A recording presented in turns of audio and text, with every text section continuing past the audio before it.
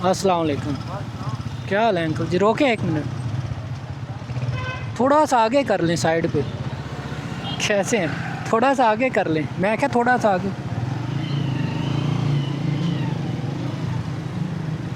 बस ठीक है।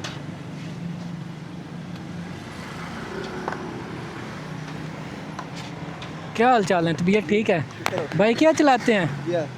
मैंने हेलमेट देखा आपकी, आपका इसलिए रोका है। आपको हेलमेट ना हम दें, एक नया हेलमेट ना हम आपको दें, इसलिए रोका है। मैंने कहा अंकल का हेलमेट काफ़ी टूटा हुआ है, हम अंकल को एक हेलमेट देते हैं। ये ठीक है, ये आप पहन लीजिएगा, इसलिए रोका है। हाँ, अभी इसके उतार लो शापर वगैरह।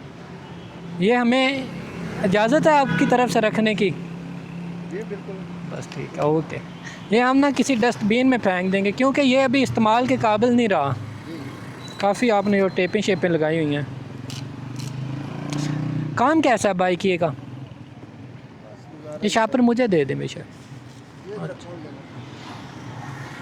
अच्छा, गुजारा ही है। ये भी आपने पहन के ही चलाना, जैसे वो आपने पहना हुआ था ना। चलें ठीक है, ओके ओके, अल्लाह हाफिज़।